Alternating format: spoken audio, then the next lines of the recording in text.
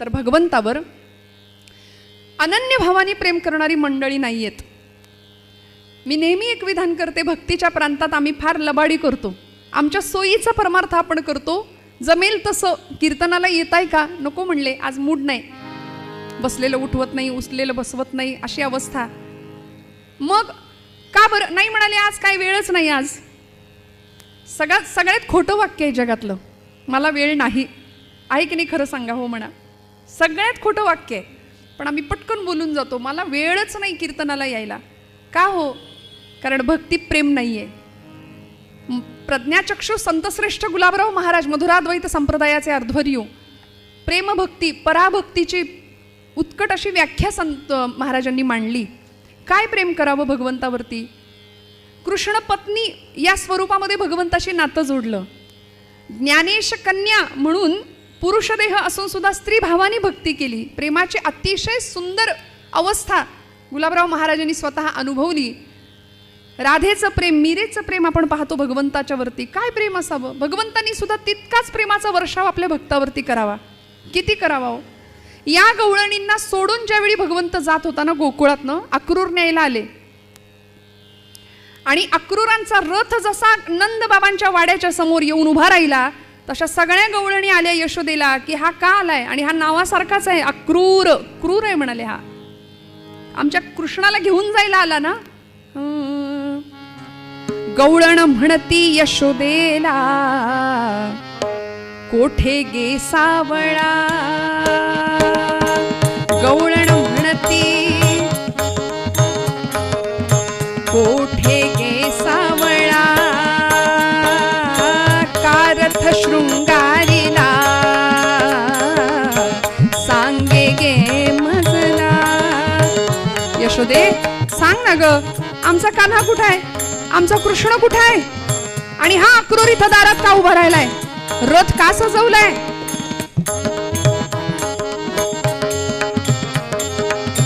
कोठे गे सावळा, कारथ शृंगारीला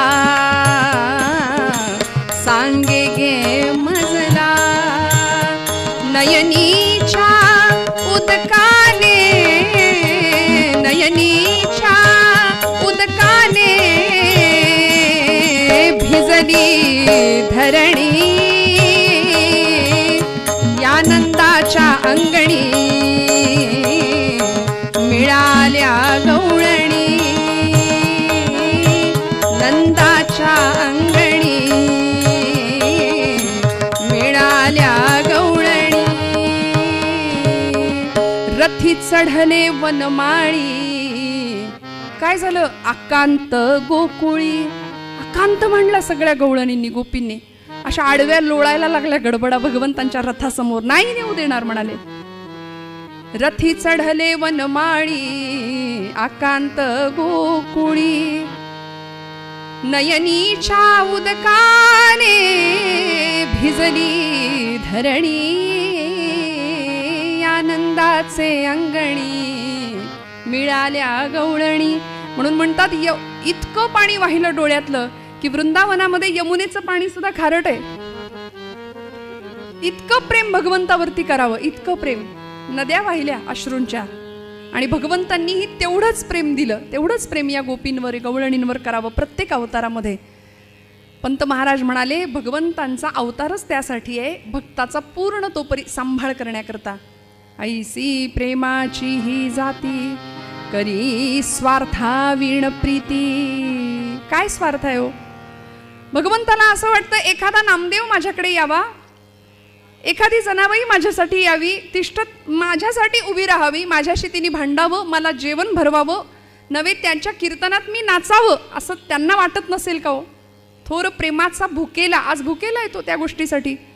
पण मी म्हटलं तसं आमचा अध्यात्म, आमचा परमार्थ हा आमच्या सोयीचा असतो. शिवस्तुतीतला सगळ्यात शेवटचा श्लोक आहे बघा.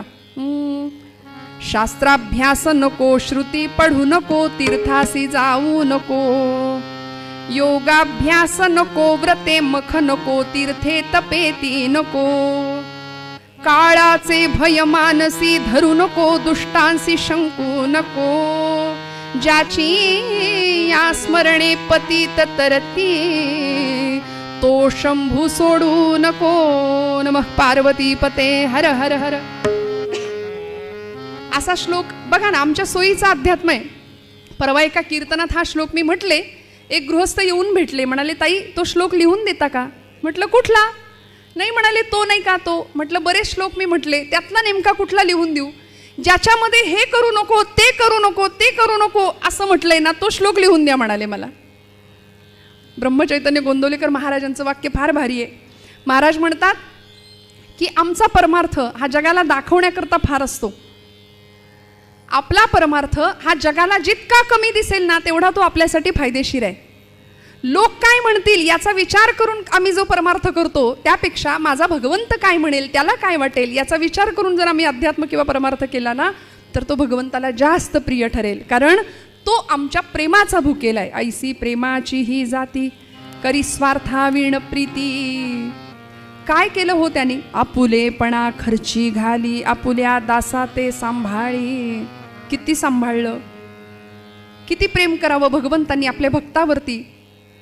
सर्वस्वपणाला लावलं.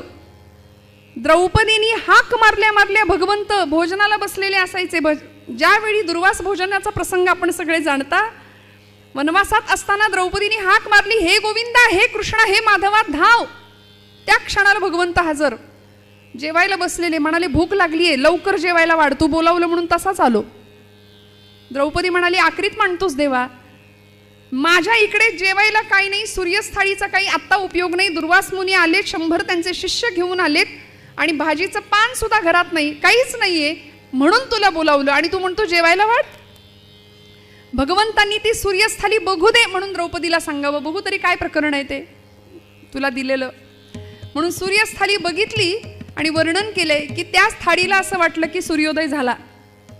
कारण चंद्र सूर्य ज्याचे डोळे आहेत असा भगवंत, ज्यांच्या मागे त्याचं तेज आहे असा परमात्मा, त्यांनी पाहिल्या पाहिल्या ते भाजीचं पान एक दिसलं आणि भगवंत म्हणतात की द्रौपदी, हे भाजीचं पान मी सेवन करतो, सगळ्यांनी तृप्तीचा ढेकर द्यावा. या अनंतकोट ब्रह्मांड नायकांनी ठरवल्याप्रमाणे सगळं केलं भक्तांसाठी. प्रत्येक वेळी भगवंत धावून आला. ऐसी प्रेमाची ही जाती करी स्वार्था विण प्रीती, आपुलेपणा खर्ची घाली, आपुल्या दासा ते सांभाळी. मंगळवेढ्याची गोष्ट आहे, आपल्या सगळ्यांना माहिती आहे. बिदरचा बादशाह दामाजी पंत नावाचे सरदार बादशहाच्या पदरी चाकरी करतायत आणि सगळी कोठारं विकली असा आरोप दामाजी पंतांवरती ज्यावेळी आला ना, त्यावेळी दामाजी पंतांनी भगवंतांना सांगावं, भगवंता तुझं ब्रीद आहे ना, तू योगक्षेम वाहतो, तू सांभाळ करतोस, अनन्य असलेल्या भक्ताचा तू रक्षण करतोस ना, आली या आघाता निवारा या, मागे पुढे उभा राहा, हे सांभाळीत, हे तुझं ब्रीद आहे ना, आता तूच काय ते कर, तू करता करवितायस. भगवंतांनी काय करावं? ज्यावेळी धरणं पाठवलं, पकड वॉरंट, शिपाई आले न्यायला, बेड्या घातल्या हातामध्ये, दामाजी पंत निघाले आणि जात असताना नित्य नियमाचा कार्यक्रम, नित्य नियम असलेला भगवद्गीता वाचायला घेतली, ज्ञानेश्वरी वाचायला घेतली आणि 9व्या अध्यायातली ती ओवी डोळ्यांनी वाचली, अनन्य अष्टिंत तो श्लोक वाचला. भगवंत भक्ताचा सांभाळ करतो याची उपरती आली आणि तिथं बरोबर एक पोचपावती मिळाली बरं दामाजी पंतांना, की तुम्ही पाठवलेल्या विठू महाराणी सगळं दाम भरलंय, तुम्ही निर्दोष आहात, माघारी गेलात तरी चालेल. हत्तीच्या पायदळी देणार होते, पण नाही. एवढं पाहिलं आणि विचार करतायत, कोण विठू, कोण महार? विठू विठू विठ्ठल विठ्ठल, माझा विठ्ठल तर नसेल ना? म्हणाले हो हो, माझा विठ्ठलच, माझ्या विठ्ठलानेच मला न्याय मिळण्याकरता हे सगळं केलेलं आहे. आणि त्या भगवंतांनी काय करावं? बादशाच्या समोर उभा राहिला आणि जोहार माई बाप जोहार प्रार्थना करावी. जोहार घातला बादशा समोर. परजे मंदी भुकेचा वाढला लयकार, म्हणून शान दामाजी पंत ठाणदार. दामाजी पंतांनी जी कोठार विकली ना, त्याचं दाम घेऊन आलोय म्हणाले. एवढीशी ती थैली आणली होती, ती पोतडी आणली होती. बघू म्हणाले, मोजून दाखव. आणि जी थैली खाली सोडली तसं खळखळा ओतिल्या मोहरा, खळखळा ह्याची मोजून पावती करा, ह्याची मोजून पावती करा.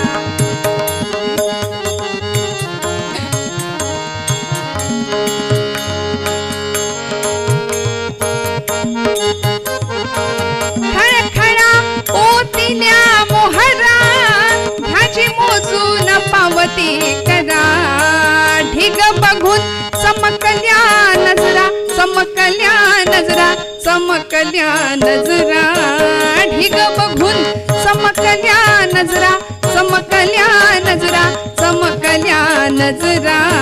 शहा खाली बोट तोंडात, झाला महार पंढरीनाथ, झाला महार पंढरीनाथ, झाला महार पंढरीनाथ. मुंडाशात बांधिली चिठ्ठी, मुंडाशात बांधिली चिठ्ठी, फेकितो दुरून जग जेठी. दामाजीनं विकली ती कोठी, विकली ती कोठी, विकली ती कोठी. दामाजीनं विकली ती कोठी, विकली ती कोठी, विकली ती कोठी. त्याचं दाम घ्यावं पदरात, झाला महार पंढरीनाथ, झाला महार पंढरीनाथ, झाला महार पंढरीनाथ. बघ, जय जय रघुवीर समर्थ. भगवंत भक्तासाठी काय काय करतो श्रोते हो. सगळ्या प्रकारच्या सेवा भगवंतांनी कराव्यात. याला कारण एकच आहे, भक्त आणि भगवंतांचं असलेलं नातं. ऐसी प्रेमाची ही जाती करी स्वार्थाविण प्रीती. निर्गुणाचा सगुण झाला, निर्गुण निराकार असलेलं ब्रह्म तुमच्या माझ्याकरता भक्तांच्याकरता सगुण साकार, आणि त्याच सगुणाची उपासना करून समर्थ म्हणतात सगुणाचे नि आधारे निर्गुण पाविजे निर्धारे. ती सगुण भक्ती सगळा भक्त संप्रदाय, आपला वारकरी संप्रदाय, भागवत संप्रदाय करतोय. म्हणून तर त्या सगुणाला पाहण्याकरता आज समुदाय सगळा धावतोय. या वाटेवरून आज वारीचे दिवस आहेत म्हणून बोलते, या वाटेवरून जाणारा प्रत्येक वारकरी निष्ठावंत आहे. त्याच्या मनामध्ये फक्त ध्येय एकच आहे, पांडुरंगाला पाहणं. अविश्रांत मेहनत करत चालू आहे, अनेक प्रतिकूलतेचा सामना करत ती वाट तो चालतोय. किती चालायचंय, किती अंतर चालायचंय ठरलेलं आहे, कुठे मुक्काम करायचंय, किती वेळ विसावा घ्यायचा आहे हेही ठरलेलं आहे. प्रचंड जिद्दीने हा प्रवास चालू आहे. आणि आता उद्या आषाढीच्या दिवशी बरोबर पांडुरंग परमात्मा या सगळ्यांना दर्शन देणार, भेटणार भगवंत. पण या वाटेवरती मनामध्ये एकदाही शंका कुशंका आली नाही की खरंच देव आहे का, देव भेटेल का. अहो मुखदर्शन सुद्धा अनेकांना मिळत नाही. नगर प्रदक्षिणा करून माघारी यावं लागतं, चंद्रभागेचं स्नान करून माघारी यावं लागतं. पण तरी सुद्धा 36 तास त्या रांगेमध्ये उभी राहणारी सुद्धा माणसं आहेत. पण मनामध्ये शंकेला वाव नाही, कुशंकेला वाव नाही. आम्ही मात्र प्रचंड आयुष्यामध्ये शंका कुशंका घेत राहतो. दिवसभर आम्ही उपवास करतो, संध्याकाळी मनात विचार येतो देव आहे की नाही. उपास वाया नको जायला. संशयात्मा विनश्यती असं भगवान गोपालकृष्ण गीतेत सांगतात. फार संशय आम्ही घेतो ना. आणि ज्यांनी संशय किंवा ज्यांनी शंका घेतल्या ना भगवंतांच्या अस्तित्वावरती, त्यांचं नुकसान झालंय. हा इतिहास आहे आपला, हा इतिहास आहे. शंका का घ्यायची हो. ज्ञानेश्वर एक आहेत की दोन आहेत याच्यावर लोकांनी चर्चा केल्या. म्हणाले ज्ञानेश्वर वेगळे आणि ज्ञानदेव वेगळे. रेड्यामुखी वेद बोलवणारे ज्ञानेश्वर वेगळे आणि काव्य करणारे, वाङ्मय निर्माण करणारे ज्ञानदेव वेगळे. यांच्या बुद्धीचं काय करायचं असा कधी कधी प्रश्न पडतो. तुकोबारायांचं वैकुंठ गमन लोकांनी चर्चेत आणलं. महाराजांचा खून झाला की महाराज खरंच वैकुंठाला गेले यावरही चर्चा केल्या. आपण सगळे बऱ्यापैकी आपल्या लोकांना 1972 साल आठवत असेल. खरं तर आम्ही त्या काळी नव्हतो, पण आपल्यापैकी काही मंडळी त्या घटनेचे साक्षीदार आहेत. घेतली ना हो शंका माऊलींच्या समाधीविषयी. संजीवन समाधी हा काय प्रकार आहे, नेमकं काय आहे, असं जिवंतपणी जाता येतं का, असे शंका निर्माण झाल्या. म्हणून अंधश्रद्धा समितीची मंडळी गेली. 250 ते 300 माणसांनी भरलेला ट्रक पुण्याहून आळंदीला गेला. त्यावेळी असलेले सोनोपंत मामा दांडेकर आणि शास्त्रज्ञ शुक्ल या सगळ्यांनी अशी चर्चा केली की माऊली बघून घेतील, माऊली बघून घेतील, आपण का विचार करायचा. म्हणून मामांनी सांगितलं होतं की आम्ही सांगतो तेवढं एक करा आणि मग समाधीला हात लावा. 3 प्रकारचे मीटर या समाधीपासून 6 फूट अंतरावरती 3ही दिशेला ठेवले गेले आणि रीडिंग घेतलं गेलं की नेमकं काय आहे, ते स्पंदन, ते चैतन्य आणि ती अनुभूती या सगळ्या नास्तिक मंडळींनी घेतली. मीटरवरचा काटा हलत होता, रीडिंग दाखवत होता आणि मग कळालं की काय चैतन्य असू शकतं, काय समाधी अवस्थेला गेलेली ही विभूती असेल, त्याच्यापैकी निम्म्याच्या वर फॉरेनर्स होते. त्यांनी नंतर आळंदीची वारी सुरू केली महिन्याला, हा विषय वेगळा. आता पंढरीच्या वारीत सुद्धा फॉरेनर्स जास्त असतात. मला सांगा ना, त्याच माऊलींना आज कडकडून मिठी मारतो निष्ठावंत भक्त, माझी माऊली म्हणून डोळ्यात अश्रू ढाळतो, आसव ढाळतो. आता इथे शंका घ्यायचं काय कारण आहे? इथे फक्त प्रेम हवं. संतांनी भगवंतांना तेच दिलं, फक्त प्रेम, निष्काम प्रेम, निर्लेप प्रेम, निरामय, निर्मळ, स्वच्छ, जिथे कुठलाही सकामतेचा भाव नाही. आणि असं प्रेम हृदयात साकार झालं की भगवंत प्रकट होतो. तो वेळ नाही लावत. प्रेमसूत्र दोरी, महाराजांचा अभंग आहे तुकोबरायांचा, नेतो तिकडे जातो हरी. अशा दोरीने, प्रेमाच्या सूत्राने भगवंताला बांधलं की भगवंत नेतो तिकडे जातो. जात होता की नाही जनाबाईंच्या मागे मागे? जनी जाय पाणीयासी मागे धावे ऋषिकेशी, जनी जाय पाणीयासी मागे धावे ऋषिकेशी, जनी जाय पाणी.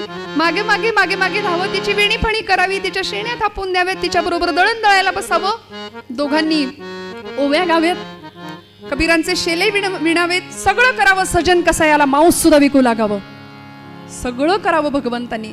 नेतो तिकडे जातो हरी, का बांधलं प्रेमपाशामध्ये. यशोदेनी सुद्धा भगवंताला बांधलं होतं बरं का. भगवंताला प्रेमाच्या बंधनामध्ये अनेकांनी बांधलं, सुष्टांनी बांधलं, तसं दुष्टांनी सुद्धा बांधलं. अनेक भक्तांनी बांधायचा प्रयत्न केला. यशोदा मातेनी त्याला बांधलं होतं. लहान असलेले परमात्मा उकळाला बांधलं की नाही, 2 बोटं दोरी कमी पडायची प्रत्येक वेळी. शेवटी दया आली आणि म्हणाले, मैया ये लो बांधलो, स्वतःच बांधून घेतलं. जनाबाईंनी बांधलं, हृदय बंदीखाना केला, आता विठ्ठल कोंडीला. जनाबाईंनी बांधलं.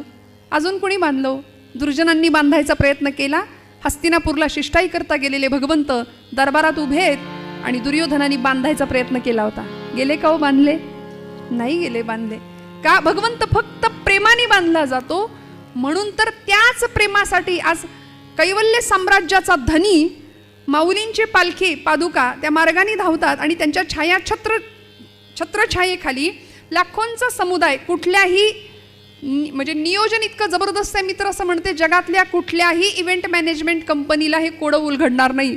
कोण करतंय हे सगळं नियोजन? प्रचंड शिस्त आणि प्रचंड सुंदर आनंदामध्ये ही परंपरा अव्याहतपणे चालू आहे शेकडो वर्षांपासून. याला एकच कारण आहे, ऐसी प्रेमाची ही जाती, करी स्वार्था विण प्रीती, निर्गुणाचा सगुण झाला पंत भजनी रंगला. ऐसी प्रेमाची ही जाती, करी स्वार्था विण प्रीती. भगवान गोपाल कृष्ण पश्चिम सागरामध्ये सोन्याची द्वारका नगरी वसवली. द्वारकेचं ऐश्वर्य आपण सगळे जाणता. समुद्रात वसवली सुवर्णाची नगरी.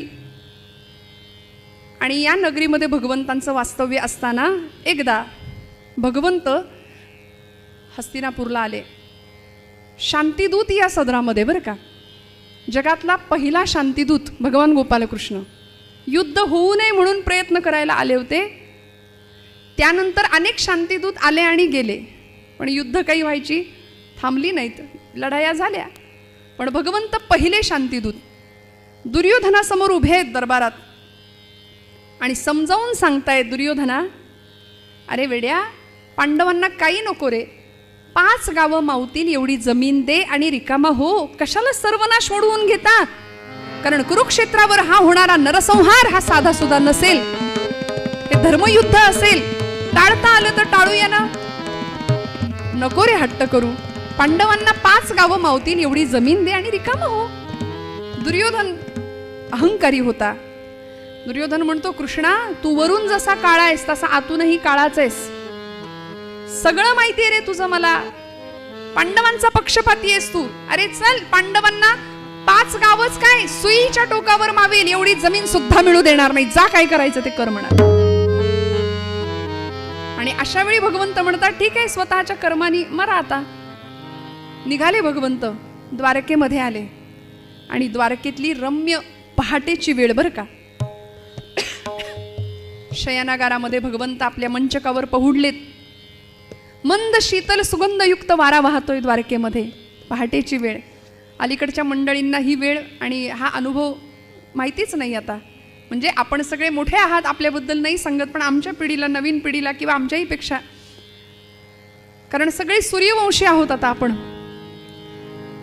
कधी पहाट होते, ब्रह्ममुहूर्त नेमकं कशाला म्हणायचं, काय असतं नेमकं ते, असं सांगावं लागेल आता विस्तार करून, फोड करून. अशी वेळ आली. कारण रात्रभर उशाशी एक डबा ठेवलेला असतो आपण, मोबाईल नावाचं यंत्र असतं. सगळ्यांनाच व्यसन लागलंय की नाही त्याचं, फक्त लहानांना नाही, सगळ्यांनाच आहे. मी कधी कधी गमतीने म्हणते, आमच्या महिला वर्गाचं दूध उतू जातं त्यामुळेच. रोज मोबाईल असतो हातात, चॅटिंग असतं काहीतरी. ब्रह्ममुहूर्त आणि त्या अगदी पहाटेच्या रम्य वेळी भगवान गोपालकृष्ण आपल्या शयनागारात आहेत. मंद सुगंधयुक्त वारं वाहतंय, अनाहत नाद ऐकू येतोय, बासरीचा मंजूळ स्वर ऐकू येतोय. द्वारकेचं वर्णन आहे. रस्त्यावर स्फटिक माणकं पसरलेली द्वारकेच्या. सवत्स गायी फिरतायत बरं का द्वारकेमध्ये. सवत्स भगवंतांचा हा छंद होता, गोपालन, गोसंवर्धन आणि गोरक्षण. वत्सासहित गाय आता दिसते का हो? आणि दिसली तरी अशा दुर्दैव अवस्थेमध्ये असते. कायद्याचं राज्य बेकायदेशीरपणे चालवणारी मंडळी समाजात सर्रास वावरतायत. भगवंतांचे आम्ही भक्त म्हणवतो, पण ज्या भगवंतांचे हे छंद होते, गोपालन, गोसंवर्धन आणि गोरक्षण, कायद्याने गोहत्या प्रतिबंधक कायदा लागू असला तरी सुद्धा सर्रास कत्तलखान्यांची संख्या वाढतीये. अनेक सामाजिक संस्थांना यासाठी काम करावं लागतंय पुढे होऊन. कितीतरी गायी वाचवाव्या लागतात. आणि हा भगवंत गोकुळातही गायींवर प्रेम करावं, आणि इकडे द्वारकेत सुद्धा सवत्स गायी फिरतायत मोकळेपणे. आणि अशा त्या पहाटेच्या वेळी एक क्षत्रिय त्या द्वारकेमध्ये हजर झाला. रथात बसला होता. वाऱ्याच्या वेगाने रथ द्वारकेच्या दिशेने येत होता. आणि द्वारकेच्या प्रवेशद्वारातून जसा आत प्रवेश केला तसा रथाचा वेग मंदावला. तो क्षत्रिय खाली उतरला, द्वारकेची धूळ मस्तकाला लावली आणि तिथूनच भगवंतांना मनोमन नमस्कार केला. त्या क्षत्रियाला पाहिल्यानंतर पहाटेच्या समयी आपली कामं करणारी सर्व मंडळी, त्या रस्त्यावरून फिरणारी सर्व द्वारकावासियांनी आनंद व्यक्त करावा. अरे वा, काही मंडळींना सकाळी सकाळी एकदम पाहिलं की आपल्याला फार आनंद होतो बघा. काही चेहरे पवित्र असतात, त्यांच्याकडे पाहिलं की आपल्याला खात्री होते की आजचा दिवस माझा उत्तम जाणार आहे. आणि नको ते चेहरे काही समोर आले की असं म्हणतो की नाही आपण, आज काही खरं नाही माझं. अरे त्या क्षत्रियाला पाहिल्याबरोबर सगळ्या द्वारकावासियांना एवढा आनंद झाला, शिष्टाचार पार पडू लागला. जे मोठे आहेत त्यांना हा वाकून नमस्कार करतोय, जे लहान आहेत ते याला वाकून नमस्कार करतायत. ही पूर्वीची पद्धत होती असं आता म्हणावं लागतं, कारण शिक्षक जरी दिसले पलीकडच्या बाजूला तरी हात करणारी पोरं आहेत आता. पूर्वीच्या काळी वाकून नमस्कार करणं अजिबात संकोच नव्हता ना मोठ्यांना, रस्त्यामध्ये सुद्धा. पण जे लहान आहेत ते याला वाकून नमस्कार करतायत. सगळ्यांना आनंद झालाय. स्त्रिया होत्या द्वारकेतल्या, त्यांनी याला पाहिलं आणि गवाक्षांमधून, खिडक्यांमधून त्या अशा त्याला पाहतायत आणि आपापसात चर्चा करतायत. अगं बघितलंस का तो कोण चाललाय? कोण ग, कोण ग? अगं तो नाही का तो? अगं कोण ग? हे तुम सुभद्रा हरणेत दियाम यातित्व बुद्धिं हृदि कुर्वतीनां गवाक्ष मार्गैः कृतवीक्षणानां स्त्रीणां मुखेन्दोस्मित चंद्रिका भूत गोपाल कृष्ण भगवान की जय. अगं तो नाही का तो? हे तुम सुभद्रा हरणेत दियाम. सुभद्राताईचं हरण करावं म्हणून बलराम दादांना फसवून गोपालकृष्णांच्या सांगण्यावरून रैवतक पर्वतावर जाऊन बसला होता संन्यासी होऊन. त्रिदंडी नावाचा संन्यास घेतला होता, जो कधी घेता येतो कधीही सोडता येतो असा संन्यास घेऊन तो बसला होता तिकडे. पार्थ त्रिदंडी वेश स्वीकारी हलधरासी वंचाया. पार्थ, अर्जुन, अर्जुन, इतका आनंद झाला. आणि कवी वर्णन करतात, गवाक्ष मार्गैः कृतवीक्षणानां स्त्रीणां मुखेन्दोस्मित चंद्रिका भूत. चंद्रिका कोणाला म्हणायचो? प्रतिपदेची जी कोर असते की नाही तिला आपण चंद्रिका असं म्हणतो. कवींचं असं म्हणणं आहे, माझं नाही बरं का. कवी असं म्हणतात, स्त्रियांना एवढंच हसणं शोभतं, प्रतिपदेच्या चंद्रकोरी इतक्याच दंतपंक्ती दिसतील. याला म्हणायचं पूर्वीचं काव्य आणि त्याचा दर्जा. एवढ्याच दंतपंक्ती दिसतील. आमचे जुने कीर्तनकार म्हणायचे, पौर्णिमेचा चंद्र नाही, खो खो खो. एवढ्याच दंतपंक्ती दिसाव्यात. आणि त्या गवाक्षांमधून त्या स्त्रियांचं जणू काही चांदणं हसण्याचं पाझरलं की काय, चंद्रिकेचं चांदणं पाझरलं असा भास व्हावा अर्जुनाला बघून. सगळे आनंदित झाल्या, सगळ्यांना आनंद झाला. आणि अर्जुन येता येता येता त्या प्रवेशद्वारापर्यंत आला. द्वारपाल उभे होते. द्वारपालांना विचारलं, काय रे भगवंत आहेत ना, उठलेत का, जागे झालेत का? द्वारपाल म्हणाले, भगवंत अजून झोपलेलेच आहेत महाराज. ठीक आहे म्हणाले, मी भगवंतांना भेटल्याशिवाय काही जाणार नाही. असं कर, माझा हा रथ घे आणि त्या तिकडे नेऊन उभा कर. त्या तिकडे म्हणून बघावं तर तिथे आधीच एक रथ अर्जुनाला आलेला दिसला होता. आणि अर्जुनाने द्वारपालाला विचारलं, काय रे माझ्या आधी इथं कुणी आलंय का? माझ्या आधी इथं कुणी आधी भगवंतांना भेटायला हजर झालंय? द्वारपाल म्हणाले, हो महाराज, दुर्योधन महाराजांचा रथ आहे तो. 5000 वर्षापूर्वीचं राजकारण. माणसं किती हुशारीने खेळत होती ना. म्हणजे आताच हुशारीने करतात असं नाही, 5000 वर्षापूर्वी सुद्धा ही कूटनीती. अर्जुन विचार करतो, माझ्याही आधी दुर्योधन आलाय. चला म्हणाले, ठीक आहे, काही हरकत नाही. भगवंतांना भेटण्याकरता अर्जुन त्यांच्या शयनागाराच्या दिशेने निघाला. आणि भगवंतांच्या त्या महालाच्या प्रवेशद्वारातनं आत पाहतोय. समोरचं दृश्य बघितलं आणि अर्जुनाला इतका आनंद झाला, मनोमन त्या दुर्योधनाचे आभार मानले. चला म्हणाले, आमच्या जागेवर अतिक्रमण आपण नाही केलं का हो? असं काय होतं समोरचं दृश्य? आमची जुनी मंडळी फार सुंदर सांगायची की दुर्योधन कुठे बसला होता नेमका.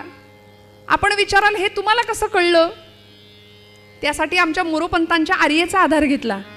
मोरोपंतांनी त्या प्रसंगाचा फोटो काढला, शब्दचित्र, शब्द फोटो काढला आणि आमच्या समोर जसाच्या तसा प्रसंग उभा केला. काय म्हणाले मोरोपंत? प्रभूच्या शिराकडी तो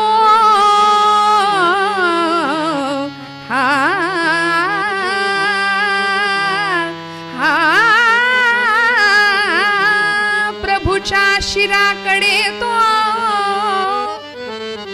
स्वमहत्वास्तव बसे अकवी मानी. होईल काय हंस, होईल काय हंस, ब्रह्म्याच्या बैसला बकविमानी. रामा राम राम हरे हरे राम राम राम राम हरे हरे राम राम राम राम सीतापते राम राम राम राम हरे हरे राम राम राम राम रघोत्तम राम राम राम राम हरे हरे राम राम. होईल काय हंस, ब्रह्म्याच्या बैसला बक विमानी. बगड्याला कोणी हंस म्हणेल का हो? मोठ्या जागी बसला म्हणून मोठे पण मिळालं असं नाही ना होत. मोठे पण अंगी असावं लागतं, ते कष्टाने मिळवावं लागतं. आणि हे ज्याला नाही कळलं तोच तर दुर्योधन. अर्जुनाने पाहिलं समोर भगवंतांच्या शिराच्या बाजूला, उशाच्या बाजूला तो बसलेला आहे, डोक्याच्या बाजूला. कारण ज्यावेळी दुर्योधन आधी आला होता ना, त्यावेळी त्यांनी असा विचार केला होता की हा कृष्ण आज हा द्वारकेचा राजा झाला. बघायला गेलं तर हे हा गवळ्याचा पोर, याच्या कुळाचा पत्ता नाही, याचं गोत्र माहिती नाही. कोण म्हणतं नंदाचा, कोण म्हणतं वसुदेवाचा. ज्यांनी स्वतःच्या मामाला मारलं, एवढंच काय, जन्माला आल्या आल्या ज्याचे आई वडील कैदेत बेड्या होत्या हातापायामध्ये आई वडिलांच्या, हा कृष्ण गवळ्याचा पोर आज राजा झाला, मी याच्या पायाशी का बसू? असा अहंकार दुर्योधनाच्या मनामध्ये निर्माण झाल्यामुळे उशाकडच्या बाजूला थोडी जागा होती आणि तिथेच दुर्योधन बसला. अर्जुनाने ते दृश्य पाहिलं, मनामध्ये इतका आनंद झाला, आतमध्ये प्रवेश केला आणि दुर्योधनाच्या त्या भगवान गोपालकृष्णांच्या पायाशी बसला. बरं का, मनातला भाव इतका सुंदर आहे. ऐसी प्रेमाची ही जाती करी स्वार्था विण प्रीती, आपुलेपणा खर्ची घाली आपुल्या दासात ते सांभाळी. काय भगवंतांचा आणि भक्ताचा भाव आहे, काय प्रेमाचं नातं आहे. अर्जुनाने भगवंतांच्या पायाशी बसावं आणि हळूवार हाताने पायाला असा स्पर्श करावा, हळूवार हाताने पाय चेपायला सुरुवात केली. भगवंतांनी तो स्पर्श ओळखला आणि ताडकन उठून उभे राहिले, उठून बसले. अर्जुनाच्या मनातला एकच भाव होता, त्याचं लक्षही नाही भगवंत उठलेत.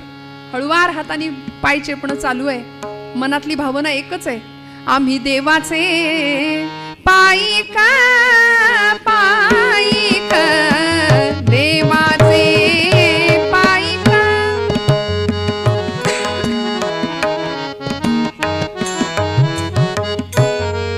पायिक देवाचे पायिक पायिक आम्ही देवाचे पायिक.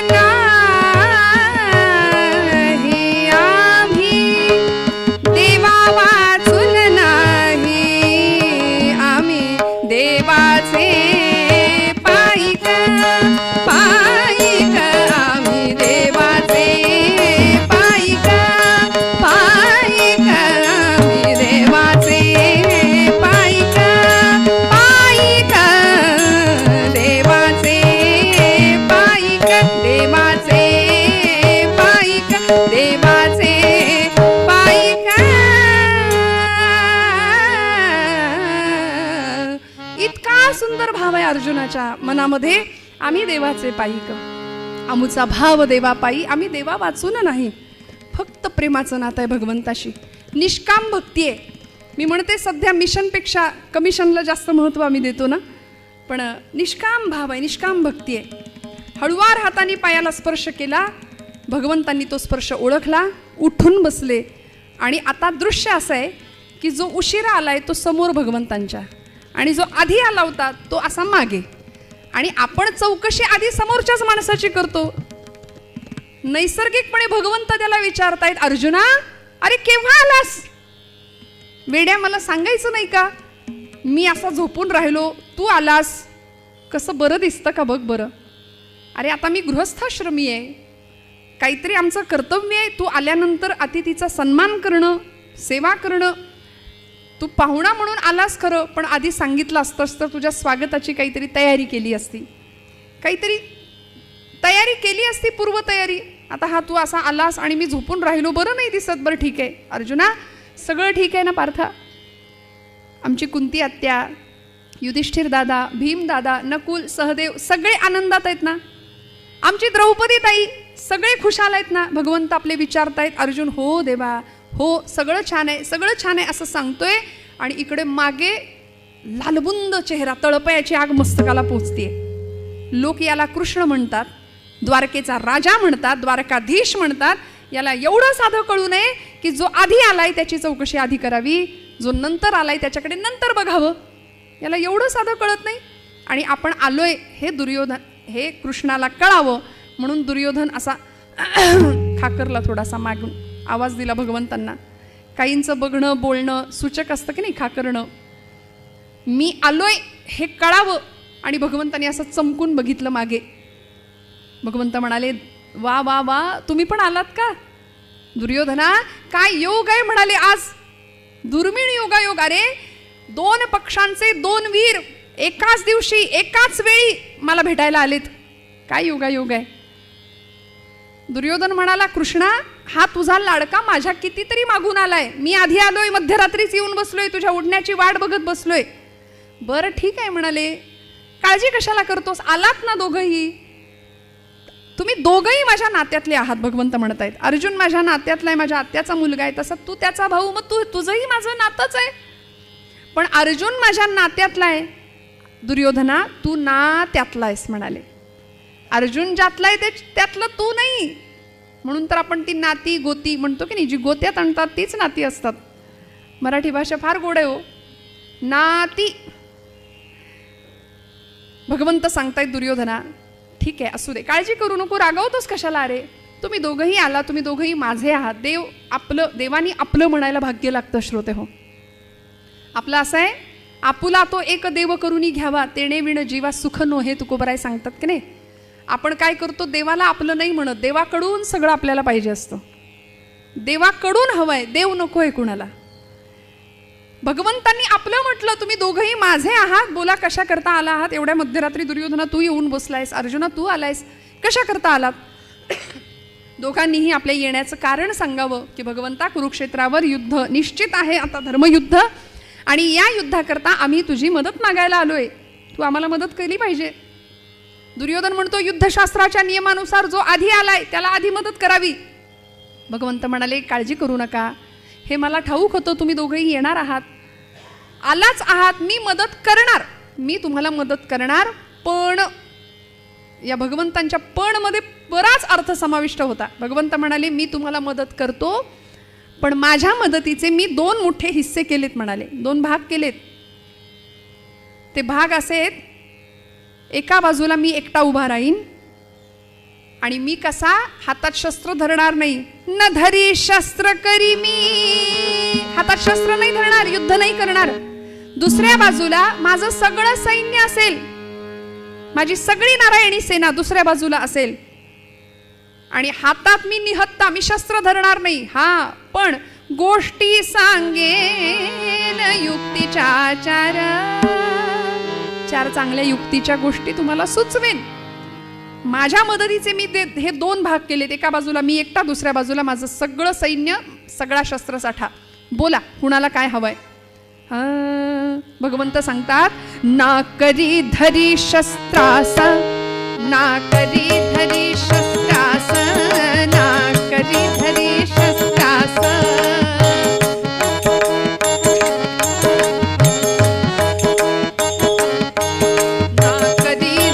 शस्त्रास, करणार नाही युद्धास, यापुढे करणार नाही युद्धास, यापुढे यापुढे.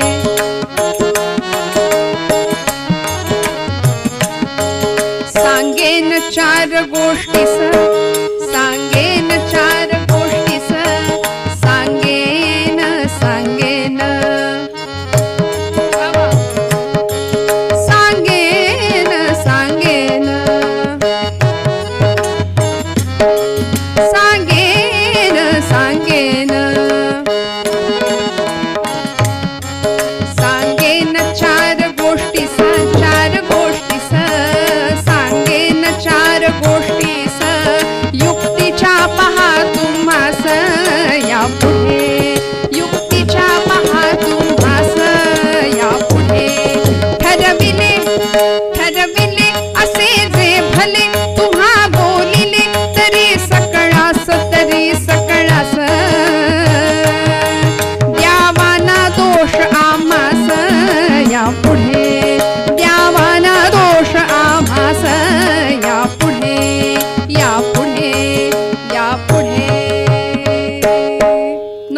चालणार नाही.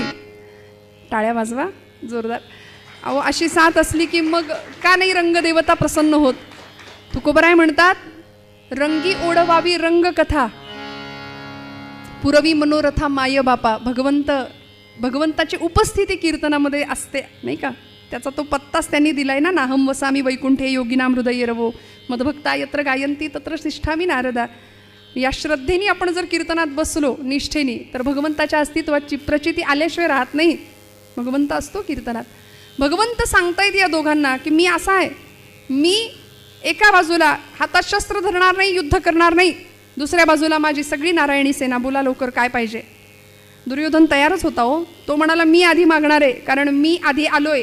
युद्धशास्त्राचा नियम आहे, आधी आलेल्याला आधी द्यायचं. भगवंत नटखट होते. भगवंत म्हणतात दुर्योधना, अरे सगळं खरं, तू माग आधी, माझं काही म्हणणं नाही, पण आपल्याकडची पद्धत कशी आहे, लहानांची आधी समजूत घालतो की नाही आपण. तुझं हुनी कनिष्ठ अर्जुन बालक साहे पहा असे नाते, नात्याने अर्जुन तुझ्यापेक्षा लहान आहे. रीत अशीच जनांची आधी समजाविती लहानाते. लहानांची समजूत आधी घालावी. समजा घरामध्ये बाजाराच्या दिवशी आई वडील खाऊ घेऊन आले पिशवी भरून, मुलं धावतात, आई बाबा मला द्या मला द्या मला द्या. आई वडील असं म्हणतात का, आधी आम्ही खाऊन घेतो आणि मग उरलं तर तुम्हाला देतो. आपल्याकडची पद्धत आहे, लहानांची आधी समजूत असते. अर्जुन लहान आहे रे तुझ्यापेक्षा, त्याला आधी मागू दे. अर्जुन मनामध्ये म्हणतो देवा मागू दे ना त्यालाच, आणि तो काय मागणार आहे हे तुम्हालाही माहिती आहे मलाही माहिती आहे. मागू दे म्हणाले त्यालाच. ठीक आहे म्हणाले. दुर्योधना सांग तुला काय हवंय बोल. हा तयारच होता. मला सैन्य दे तुझं, तुला घेऊन मी करू काय. तू हातात शस्त्र धरणार नाही, युद्ध करणार नाही, तिथं काही पंक्ती वाढायच्यात, सत्यनारायणाची पूजा आहे तिथे, युद्ध करायचंय, तू हातात शस्त्र धरणार नाही, तुझ्या गोष्टी ऐकायला कुणाला वेळ आहे तिथे. मला तू नको, मला तुझं सैन्य हवंय. श्रोते हो, फरक होता. ऐसी प्रेमाची ही जाती करी स्वार्थाविण प्रीती. भगवंत का प्रेम करतो निस्वार्थी आणि निष्काम भक्तावरती, याचं कारण आहे भक्ताकडे योजक म्हणून नाही जावं, याचक म्हणून जावं. दुर्योधन योजना घेऊन गेला होता आणि अर्जुन याचना घेऊन गेला होता. म्हणून भगवंतांनी सांगून टाकलं ठीक आहे तुला सैन्य हवंय ना, घे, दिलं तुला सैन्य. इतका आनंद झाला. आनंदाच्या भरात कसं फसवलं, या खोट्या भ्रमामध्ये दुर्योधन निघून गेला. आणि आता तरी सुद्धा भगवंत गमतीने अर्जुनाला पुन्हा पुन्हा विचारत होते, अर्जुना देऊनारे सैन्य, देऊनारे सैन्य. अर्जुन म्हणाला झालंय आता माझ्या मनासारखं, घटना दुरुस्ती नका ना करू देवा, झालंय एकदा, दिलं ना त्याला सैन्य, देऊन टाका.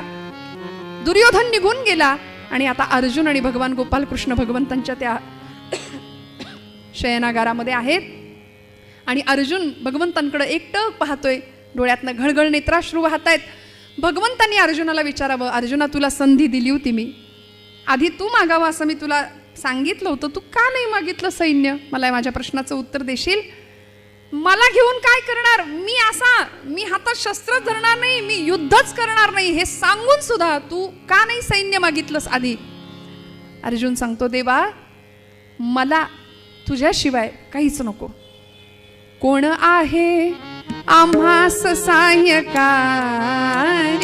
कोण आहे, कोण आहे रे तुझ्याशिवाय आम्हाला कोण आहे. तू आम्हाला तारणारा, तूच आम्हाला मारणारा, तू करता करविता भगवंता तूच हवा, तूच हवा. भगवंत म्हणाले ठीक आहे आता जायचंय, तुझं ते युद्ध किती दिवस चालेल याची मला काही कल्पना नाही, किती दिवस मला तुमच्याकडे राहावं लागेल याची काही कल्पना नाही. दुर्योधना अर्जुना चला निघूया म्हणाले, पण जाताना आमच्या मंडळींपैकी सोबत जर मी कुणाला घेतलं तर तुझी काही हरकत नाही का रे, हरकत नसेल ना. अर्जुन म्हणाला देवा घ्या, पण एकीलाच कुणाला तरी घ्या, कारण तुमच्या मंडळी म्हणजे 16,108. आपण जसं थोडंसं स्मितहास्य या गोष्टीला करता की नाही पटकन, 16,108 काय गंमत आहे बघा ना. मला कधी कधी असं विचारावंसं वाटतं भगवंतांच्या पत्नी किती, पटकन श्रोत्यांमधून उत्तर येतो 16,108. काल कीर्तनाला अभंग कुठला घेतला होता याचं उत्तर मिळायला वेळ लागतो, आम्ही हे बरोबर लक्षात ठेवतो ना. अर्जुन म्हणाला देवा 16,108 एवढी संख्या आहे, एकीलाच कुणाला तरी घ्या, नाहीतर सैन्यासाठी जेवढं आणलंय ना ते सगळं मंडळींवर खपायचं म्हणाले, त्यामुळे एकीला कुणाला तरी घ्या. भगवंत म्हणाले तू सांग कुणाला घेऊ, कोण येऊ दे माझ्यासोबत. अर्जुन तयार होता. अर्जुन म्हणाला देवा सत्यभामा देवींना घ्या, कारण त्यांचा युद्धातला पायगुण चांगला आहे. नरकासूर वधाच्या वेळी सत्यभामा देवी त्या रात्रीच्या घनघोर अंधारामध्ये जे युद्ध झालं भौमासुरासोबत नरकासुरासोबत, त्या युद्धामध्ये सत्यभामा देवी होत्या. सत्य म्हणजे जिथं सत्य आहे तिथे विजय आहे, भा म्हणजे बुद्धी प्रतिभा, जिथं बुद्धी आहे तिथं विजय आहे, आणि मा म्हणजे लक्ष्मी. जिथं लक्ष्मी आहे तिथं विजय आहे.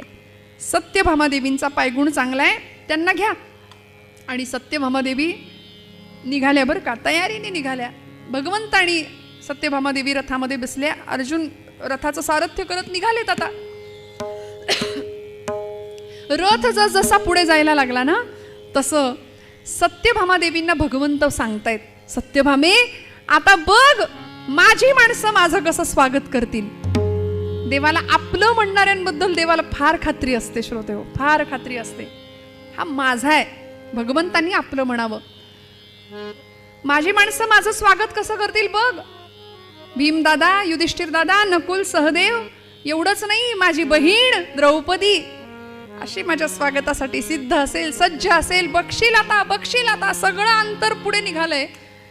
आणि सत्यभामादेवी आपल्या हो हो हो हो आता हे बहिणीचं कौतुक करतायत. आणि ते नातं मला तर असं वाटतं बहुतेक तेव्हापासूनच काहीतरी बिघडलं की काय भाऊजाईचं. सत्यभामादेवींना हो हो हो चालेल म्हणाले, ठीक आहे बघूया आता बघूया.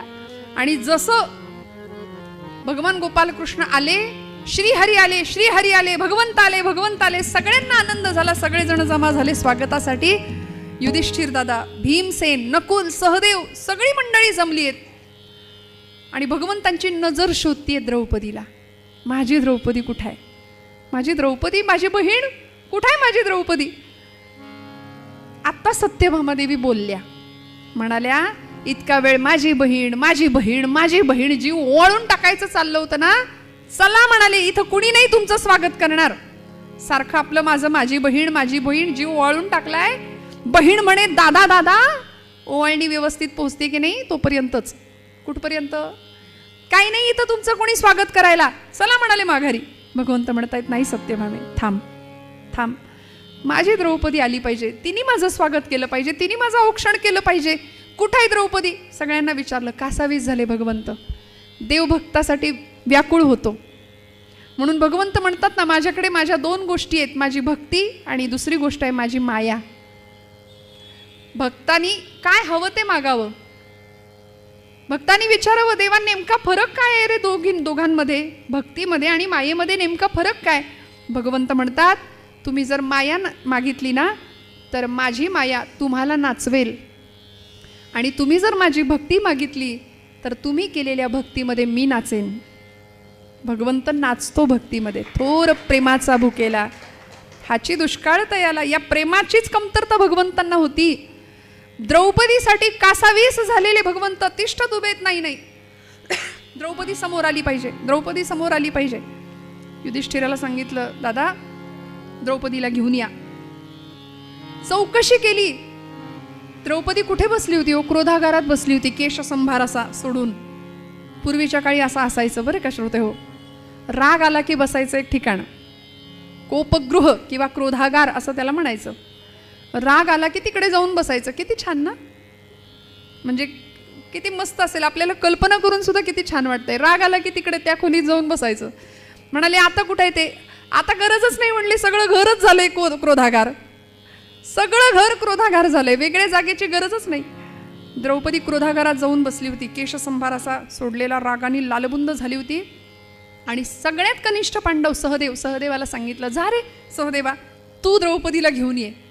सहदेव गेले आणि द्रौपदीची ती अवस्था पाहिली. क्रोधागारात प्रवेश केला आणि सांगितलं द्रौपदी चल भगवंत आलेत, उशीर झालाय, आता 7 वाजत आले, भगवंतांना भेटायला जावं लागेल, स्वागत करायला लागेल, चल लवकर चल लवकर. द्रौपदी म्हणते येणार नाही, येणार नाही, येणार नाही, येणार नाही, काय लावलंय. अगं द्रौपदी विसरलीस का, भगवंत आलेत, एवढा आनंद उपकार आहे त्याचा आपल्यावरती, त्याचं स्वागताला गेलं पाहिजे, चल लवकर चल.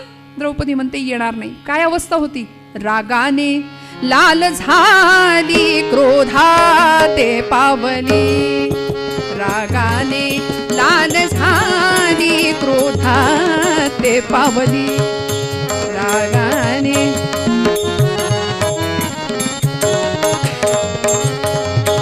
रागाने रागाने रागाने लाल झाली, क्रोधाते पावली. सैन्याते देवोनिया, सैन्याते देवोनिया, सैन्याते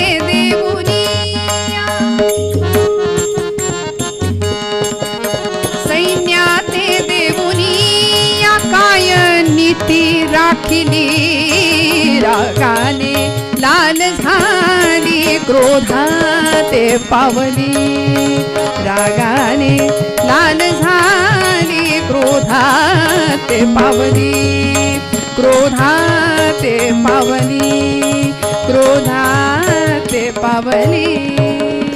प्रचंड रागावलेली द्रौपदी लालबुंद झालेली येणार नाही म्हणाले. काय करायचं ते करा. का का म्हणून काय विचारता. माझा भाऊ म्हणून इतकं प्रेम केलं, जीव वाळून टाकला त्याच्यावरती. मला म्हणाला होता, मला शब्द दिला होता, द्रौपदी वेळ येऊ दे सगळं सैन्य घेऊन तुझ्या पक्षात येऊन उभा राहतो. आणि आता सगळं सैन्य देऊन बसला दुर्योधनाला. रिकाम्या हातांनी माझ्याकडे आला. काय त्याचा उपयोग. येणार नाही. जन्मात त्याचं तोंड पाहणार नाही. द्रौपदीची प्रतिज्ञा, जन्मात त्याचं तोंडच नाही पाहणार म्हणाली. सहदेव हताश होऊन निराश होऊन माघारी आले. भगवंतांच्या समोर उभे राहिले. भगवंत म्हणतायत, सहदेवा काय झालं. द्रौपदी आली का. सत्यभामा देवी म्हणतायत नाही आली. अहो तुमचं ठीक आहे, बाई माणूस आलंय, बाई माणसाच्या स्वागताला बाई माणसाने नको का यायला. माझं स्वागत करायला तरी यावं की नाही. चला म्हणाले. नाही म्हणाले भगवंत. काय झालं सहदेवा, का नाही येत आहे. वदे प्रभुला सहदेव देवराया हो वदे प्रभुला बोल केला गेलाची फोलवाया हो वदे प्रभुला. तुम्ही जे जे आश्वासन दिलं, जे शब्द दिले ते सगळे वाया गेले असं म्हणतीये ती. नाही येणार. तुमच्यावरच रागवली आहे देवा. काय माझ्यावर रागवली. नकुला तू जा, द्रौपदीला घेऊन ये. नकुलाने जावं. त्यांच्याही बाबतीत तेच घडावं. द्रौपदी काही यायला तयार नाही. येणार नाही म्हणाली. येणार नाही. जसं सहदेव नकुलांकडून द्रौपदी यायला तयार नाही, तसं अर्जुन गालातल्या गालात एका बाजूला कोपऱ्यात उभं राहून हसायला लागले. बरं. आणि अर्जुनांचं हसणं बघून भगवंत विचारतायत, अर्जुना वेळ काय, काळ काय, परिस्थिती काय. माझी बहीण माझ्यावर रुसली आणि तू हसतोस गालातल्या गालात. तुला वाटत नाही काही. अर्जुन म्हणाला, देवा हसू नाही तर काय करू. बायकोला आणता येत नाही. उठ म्हटलं की उठ, बस म्हटलं की बस. हा आली पाहिजे द्रौपदी, असं वजन पाहिजे म्हणाले. भगवंत म्हणाले, ओ वजनदार तुम्ही जा आणि तुम्हीच घेऊन या बरं द्रौपदीला. बघूया येते का तुमच्याकडून.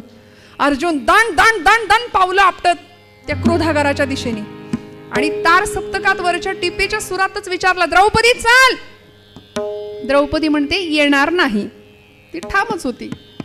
येणार नाही येणार नाही काय लावलंय. भगवंत येऊन उभे राहिले दारात. त्यांचं स्वागत करायला तू येणार नाही म्हणतेस. विसरलीस.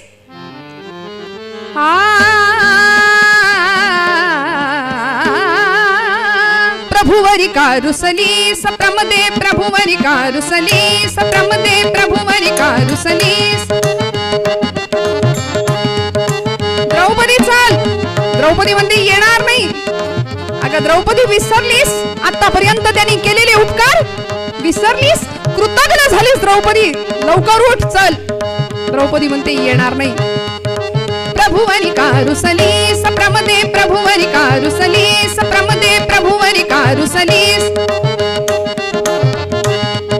भेटाया तो आला सदनी भेटाया तो आला सदनी प्रभुवरी कारुसली प्रमदे प्रभुवरी कारुसली सप्रमदे प्रभुवरी कारुसली. भेटाया तो आला सदनी पुरविली वस्त्रे सभेत जाने.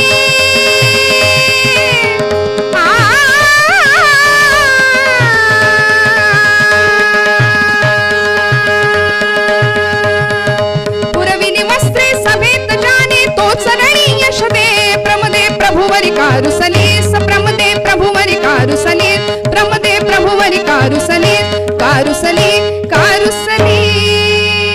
द्रौपदी चल उठ. द्रौपदी म्हणते येणार नाही. कृतज्ञपणा करतेस म्हणाले द्रौपदी तू. आणि कृतज्ञ हा शब्द ऐकला तसं घळ घळ घळ घळ अश्रू व्हायला सुरुवात झाली. द्रौपदी म्हणते हो मी आहे कृतज्ञ आहे कृतज्ञ. भगवान गोपाल कृष्णाला माझा भाऊ मानलं, माझा सखा मानला. निष्ठेने त्याची भक्ती केली. मी द्रुपद राजकन्या आहे द्रौपदी. याज्ञसेनी योजनगंधा नाव आहे माझं. यज्ञातून माझा जन्म झालाय. द्रुपद राज कुळामध्ये द्रुपदाच्या पोटी द्रुपद राजवाड्यामध्ये त्यांच्या राहिले रमले लहानाची मोठी झाले, सगळ्या राजसुखांचा उपभोग मी घेतला आणि तुम्हा पांडवांशी माझा विवाह झाला आणि वाट्याला दुःख आलं. सगळं दुःख हसत हसत स्वीकारलं, पचवलं. भर दरबारामध्ये झालेला अपमान सुद्धा सहन केला. केसांना धरून फरफटत आणलं होतं दुःशासनाने. दयेची याचना करत होती. चौथ्या दिवशीची मी दुःशासना, माझ्या साडीला हात नको लावूस. केसांना धरून फरफटत आणलं. सगळा दरबार माझ्याकडे पाहत होता. सगळ्यांकडे दयेची याचना करत होती. रथी महारथी, एकापेक्षा एक पराक्रमी वीर असलेले आपण सगळे खाली माना घालून बसला होतात. सगळं सहन केलं. तुमच्या बरोबर अज्ञातवास स्वीकारला, वनवास स्वीकारला आणि आता निर्णायक क्षण आहे. आता धर्मयुद्ध आहे.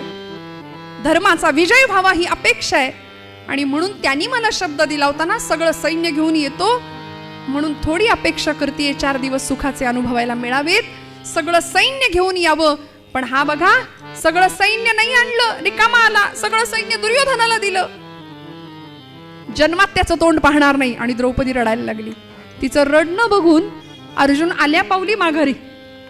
भगवंत म्हणाले, काय झालं वजनदार, गेला होतात, आली नाही द्रौपदी? देवा, नाही येत आहे द्रौपदी. कोण आणणार हो द्रौपदीला? परिस्थिती अशी बिकट झाली की द्रौपदीला आली पाहिजे. तिचं सांत्वन भगवंत करायला बघतायत. ऐशी प्रेमाची ही जाती करी स्वार्थाविण प्रीती. भगवंत स्वार्थाशिवाय भगवंत भक्तावरती किती प्रेम करतो. द्रौपदी आली पाहिजे. कासावीस झालेत. आणि अशा वेळी द्रौपदीला आणणार कोण?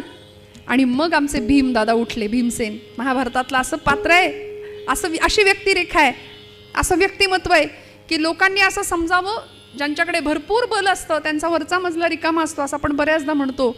पण महाभारतातला भीम आणि ते बलभीम, बुद्धिमत्ताम वरिष्ठम, दोघंही, मारुतीराय सुद्धा आणि बलभीम भीम सुद्धा, भीमदादांनी सांगावं, मी आणू का द्रौपदीला? भगवंत म्हणाले, हो भीमा, तू द्रौपदीला घेऊन येशील, माझा विश्वास आहे तुझ्यावर. भीमदादा हुशार होते. म्हणाले, मी आणतो. तुमचं हे भावा बहिणीचं बिघडलेलं प्रेम मी दुरुस्त करतो, मी सगळं नीट करतो. पण मला काय देणार? मला काय मिळणार त्या बदल्यात? भगवंत म्हणाले, भीमा, तुला हवं ते माग. तुला जे हवं ते माग, मी तुला द्यायला तयार आहे. बघा देवा, नंतर माघार नाही घ्यायची. मी मागेन ते द्यावं लागेल. हो भीमा, सांग काय हवंय तुला? आणि भीमानी सांगावं, देवा, द्रौपदीवर जेवढं प्रेम करताना तेवढं प्रेम माझ्यावर करा. ऐसी प्रेमाची जाती तरी स्वार्थाविण प्रीती. द्रौपदीवर जेवढा जीव लावताना तेवढं मला लावा, तेवढं माझ्यावर प्रेम करा. कधी वाटतं का असं आपल्याला? भगवंत म्हणाले, भीमा, अरे मी तुझ्यावरही तेवढाच प्रेम करतो. नाही, आमच्यावर 20 पैसे 40 पैसे असेल, द्रौपदीवर कसं बंदा रुपये आहे. तिच्यासाठी रडताय, तिच्यासाठी कासावीस होताय. ती येत नाही म्हणून इतकी जीवाची उलघाल होतीये तुमच्या. माझ्यावर तेवढं प्रेम करा. एक भक्त असं सांगू शकतो हट्टानी, बरं का, भगवंताला. भगवंत म्हणतात, जा भीमा, केलं तुझ्यावर तेवढंच प्रेम केलं, जा माझ्या द्रौपदीला घेऊन ये. आणि भीमदादा निघाले. नेहमीप्रमाणे ती गदा आहे खांद्यावर, दण दण दण पावलं आपटत. आणि त्यांचा तो आवेश बघितला आणि म्हणाले, ए भीमा, थांब, ती गदा खाली ठेव. तू जाशील, द्रौपदीला आणशील, पण मला चांगल्या परिस्थितीत बघायचंय तिला. द्रौपदीला मला नीट बघायचंय बाबा. भीम माघारी वळले आणि म्हणाले, देवा, काळजी करू नका, आता ही गदा माझ्याकडे नेहमी असते, असणारच आहे. मी एक नाटक करणार आहे, म्हणाले देवा. मी एक नाटक करणार आहे. मी असं सांगणार द्रौपदीला की या गदेने मी तुम्हाला मारणार आहे. बघा देवा, लक्षात ठेवा, हे नाटक आहे. या गदेनी मी तुम्हाला मारणार आहे असं मी द्रौपदीला सांगणार आहे, हे तुम्ही लक्षात ठेवा. भगवंत म्हणले, तू लक्षात ठेव, नाही तर मारशील आणि मग म्हणशील नाटक होतं. नाटकाची मला सवय चांगली आहे, म्हणाले, लहानपणापासून. नाटक काही मला नवीन नाही. जा, द्रौपदीला घेऊन ये. भीमदादा निघाले आणि त्यांच्या ते येण्यावरनं आणि पावलांवरनंच द्रौपदीने ओळखलं कोण आलंय. आतापर्यंत जागची हल्ली नव्हती. आता म्हणाली, जर आपण उठून उभे तरी राहिलो नाही ना, तर उचलून केव्हा बाहेर नेतील आपल्याला कळायचं नाही. उभं राहूया म्हणून उभी राहिली. आणि कानावर शब्द पडले, द्रौपदी, बरं केलंस, बरं केलंस म्हणाले. जन्मात त्याचं तोंड पाहणार नाहीस ना, नाहीतरी आहेच काय पाहण्यासारखं. वरून काळा तसा आतून काळा. सगळं सैन्य देऊन बसला दुर्योधनाला. रिकामे हात हलवत इकडे आलाय. न धरी शस्त्र करी मी वगैरे सांगतोय, गोष्टी सांगेन युक्तीच्या चार. काय उपयोग आहे? बरं केलंस द्रौपदी, जन्मात त्याचं तोंड पाहणार नाही, मी पण नाही पाहणार. द्रौपदी म्हणते आतापर्यंतचे आलेले सगळे आणि हे आपल्या पक्षातले हे दिसतायत बहुतेक. पण भीम दादा भगवान गोपालकृष्णांची निंदा करतायत, तेही सहन होईना, तेही सहन होईना. काळजात चरकन वेदना झाली आणि भीमांना अजून अवसान चढलं. माघारी फिरली द्रौपदी आणि म्हणाली, काय म्हणालात? जन्मात त्याचं तोंड पाहणार नाही? अगं आहेच काय पाहण्याकरता? त्यापेक्षा असं करतो द्रौपदी, तूही ठरवलंयस ना पाहायचं नाही, मीही ठरवलंय. अगं पण तो असा आहे वेडा, आज नाही उद्या समोर येईल आपल्या आणि त्याला पाहावं लागेल आपल्याला. त्यापेक्षा आजच काय तो कार्यक्रम सगळा सोक्ष मोक्ष लावून टाकतो, ही माझी गदा घेतो आणि निकाल लावतो, संपवतो म्हणाले त्याला आजच्या आज. असं म्हटले आणि द्रौपदीच्या काळजात चरकन वेदना झाली. धावली द्रौपदी भीमांच्या दिशेने, पाय धरले. कृष्णाला मारू नका, माझ्या कृष्णाला मारू नका. अजून अवसान चढलो, कारण द्रौपदीला बाहेर आणायचं होतं. भीम पुढे चालतायत, द्रौपदी मागे मागे मागे मागे येते आणि सगळं लक्ष मागे, येते की नाही, येते की नाही. काही नाही म्हणाले, आज मारतोच, आज संपवतोच कृष्णाला. आणि असं करता करता अजून अवसान चढत गेलं भीमांचं. द्रौपदीला आणलं. द्रौपदी सांगते, मारू नका, कृष्णाला मारू नका. कसाही असला तरी माझा भाऊ आहे तो, कसाही असला तरी माझा भाऊ आहे. मी माझं म्हटलंय त्याला, गोविंद आहे, माधव आहे, ऋषिकेश आहे, त्याला मारू नका. भीमांनी सांगावं, नको ना मारू. काय अवस्था आहे द्रौपदीची? मेरे प्रभु से तू मनल रोरी, मेरे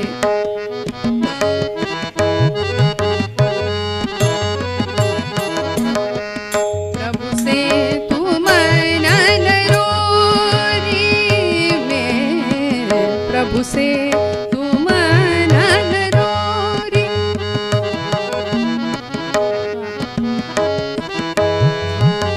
लरो